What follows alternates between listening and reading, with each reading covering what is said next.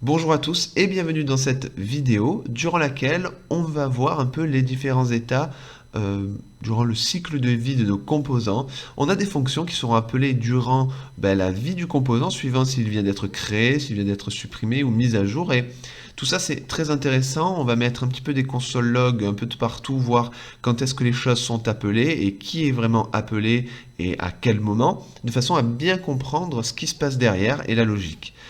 Donc là, je suis sur la documentation. Bon, on va pas prendre l'exemple pour l'instant là du timer qu'ils ont pris, mais on va s'intéresser déjà à la première fonction qui est le component didMount. Alors, si vous comprenez un petit peu l'anglais, vous avez vite compris. Ça veut dire quoi? Ça veut dire quand est-ce que le composant a été monté. Alors, et quand est-ce que le composant a été monté? On va voir ça de suite. Moi, je reviens sur mon application avec mon app.js, donc dans src app.js. Étant donné que c'est une classe, forcément, la première chose qui va être appelée, ça va être le constructeur. Donc, ce qu'on va faire, c'est déjà mettre un petit console log en mettant constructeur appelé. Donc, ça va être déjà une première chose. Ensuite, on a le render. Alors, attention, le render, on va également lui mettre un console log, voir quand est-ce qu'il est appelé, avant le return, parce qu'après le return, il n'y aura pas de code exécuté. Puisqu'on renvoie directement notre JSX et c'est terminé.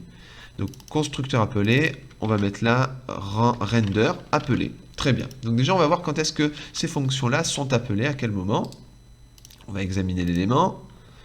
Et donc je vais re-rendre ma page. On voit constructeur appelé dans un premier temps et le render appelé dans un second temps. Très bien.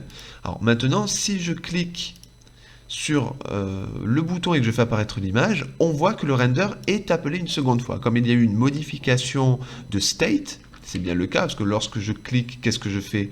Je fais un set state et je change l'état de show. Eh bien, mon composant React.js va réappeler le render, va réappeler le JSX. De la même façon, si je reclique dessus, j'ai quand même changé le state, quand bien même je fais disparaître l'image, il va réappeler le render. Donc très bien. On sait maintenant que le render est appelé à chaque fois qu'un état, qu'un state a été modifié. Il rappelle le JSX. Maintenant, qu'est-ce qu'on va faire? On va appeler cette fameuse fonction component didMount. Donc on est parti. Avant mon render, je vais appeler component didMount et je vais mettre un petit console log pour le moment de composant monté. Voilà, tout simplement. Et on va re-rendre notre page. Alors on voit qu'on a le constructeur qui est appelé dans un premier temps, le render qui est appelé dans un second temps, ça ne change pas. Et enfin, quand le JSX est rendu, on appelle cette fonction component didMount, le composant est bel et bien monté, c'est OK. Donc on voit l'ordre dans lequel sont appelées les différentes fonctions. Donc c'est important d'avoir ça en tête. Alors maintenant, qu'est-ce qui se passe si je modifie un state? Parce que, a priori, lorsqu'on appelle cette fonction-là, c'est pour faire quelque chose. C'est pour dire, le composant a été créé, maintenant, je vais faire quelque chose. Je vais modifier un state, par exemple. On va se rajouter dans notre tableau de state un title, pourquoi pas. Ce title, ce sera coucou les amis, comme d'habitude. Et qu'est-ce qu'on va faire? On va simplement ici rajouter dans notre div un petit h1. Voilà.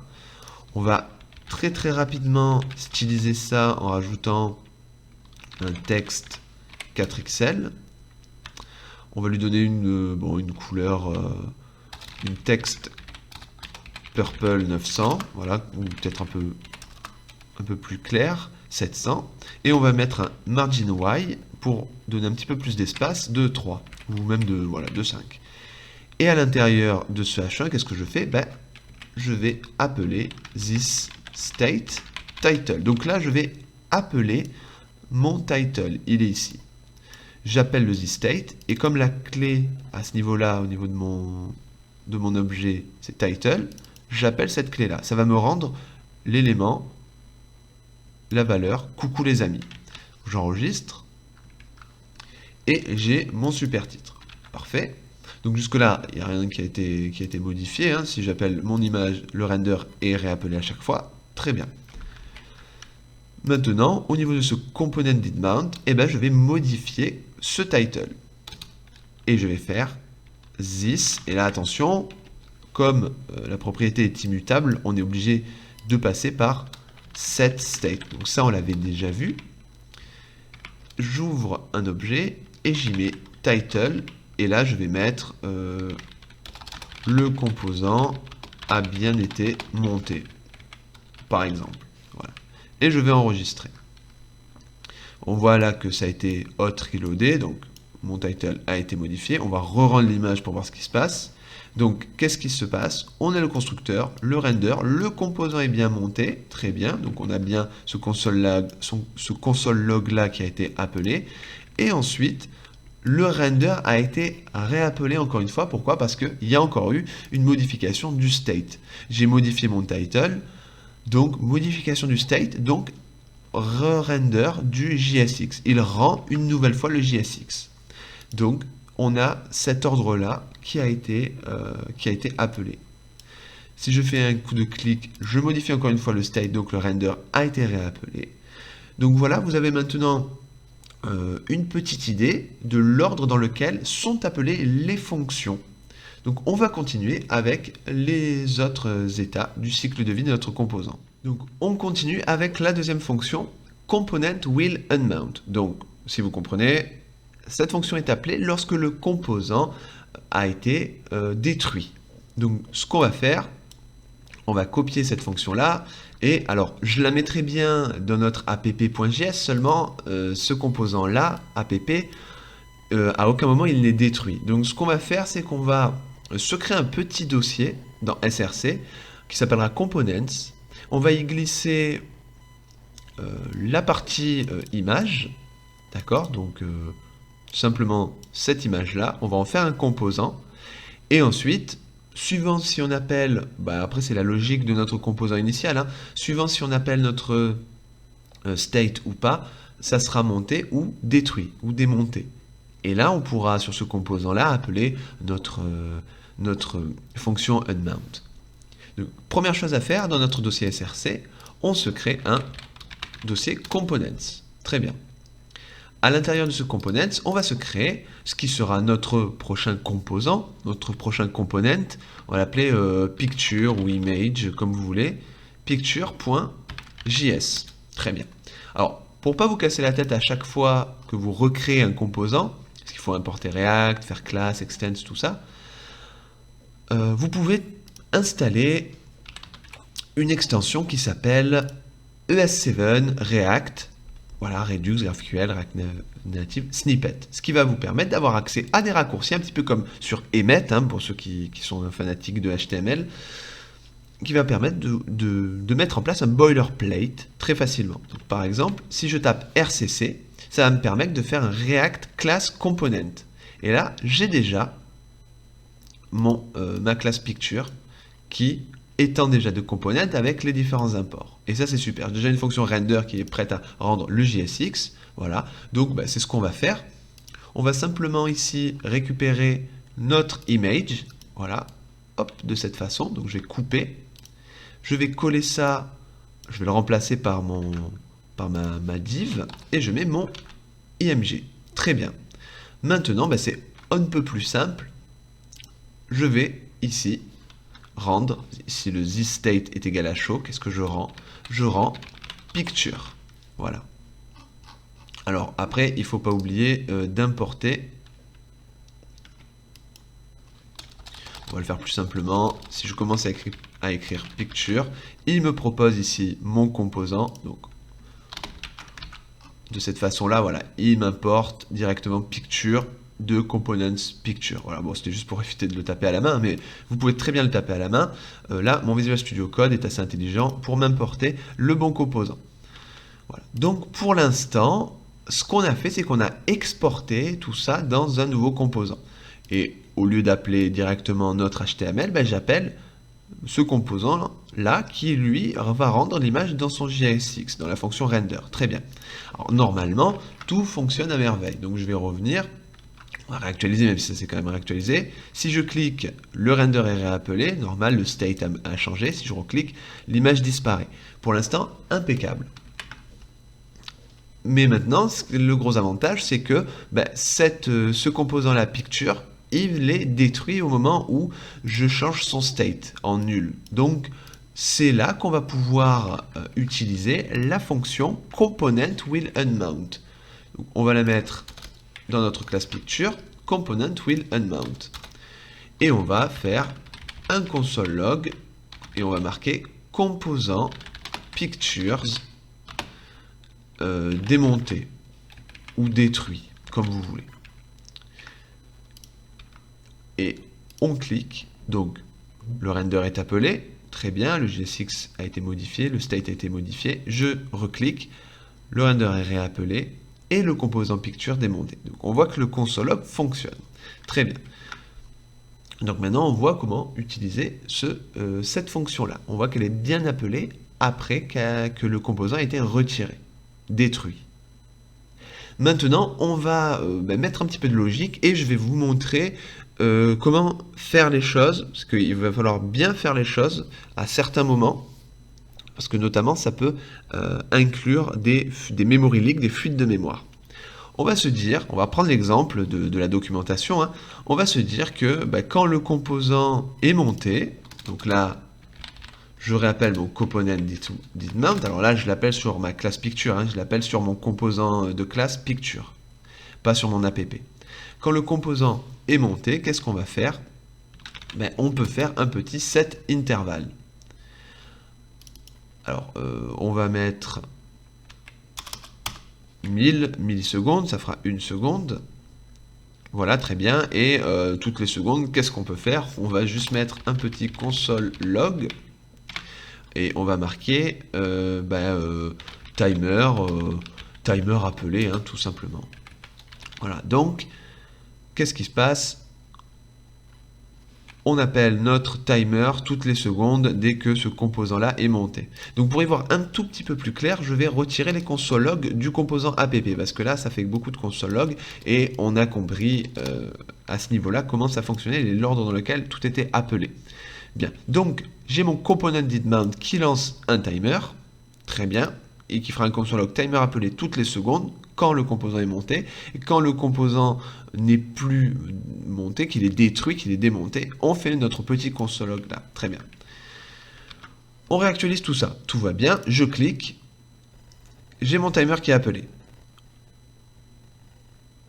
Donc on voit qu'il est appelé toutes les secondes, hein. On voit ici, ça s'incrémente, 8, 9, 10. Toutes les secondes, le timer est appelé. Très bien.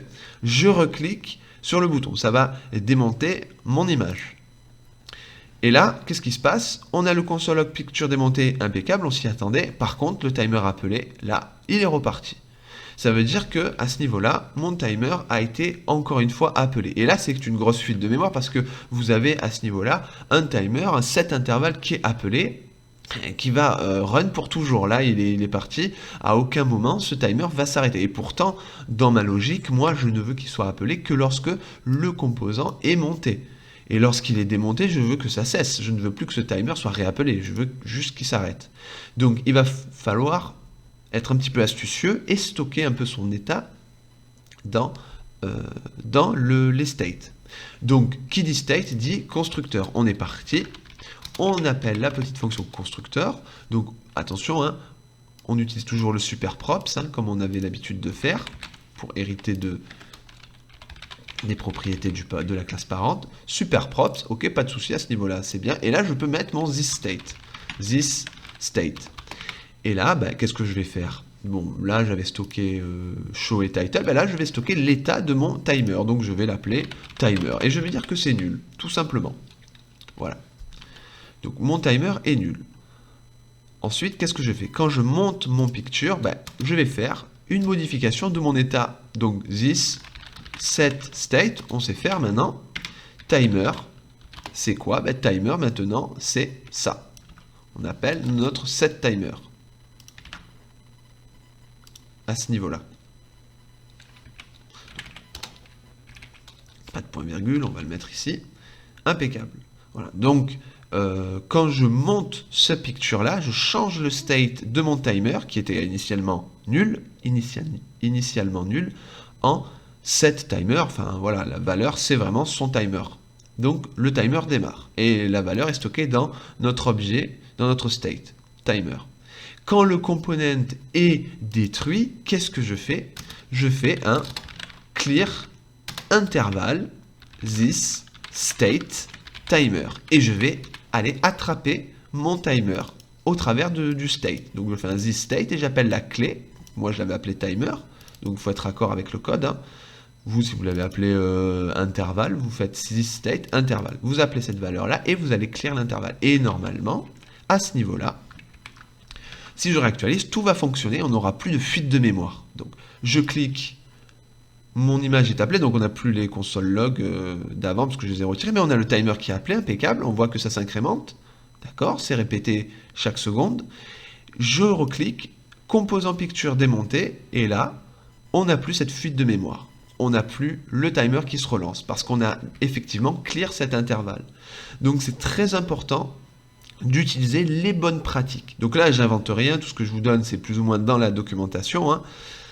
Voilà, donc on se souvient, dès qu'on décide de rajouter de la logique dans notre composant, au montage de notre composant, on n'oublie pas de faire les choses bien et de stocker les états dans notre state et d'utiliser les fonctions qui vont bien pour appeler les bonnes choses au moment où le composant est détruit. En l'occurrence, notre intervalle, on la clear au travers de l'état lorsqu'on a appelé notre component will_unmount. Et on n'a pas juste laissé l'intervalle s'appeler dans le component itMount et ensuite on s'est dit voilà, dès que le composant est détruit, ça s'arrêtera. Non, ça ne s'arrêtera pas, il y a une fuite de mémoire. Il faut traiter ça avec les bonnes pratiques. Donc enfin, on va voir maintenant un autre état, genre le cycle de vie de ce composant qui est le component did update. Alors vous l'avez vu, vous l'avez compris en réalité au travers des deux précédents états, on va dire, des deux précédents moments qui se déroulent pendant son cycle de vie.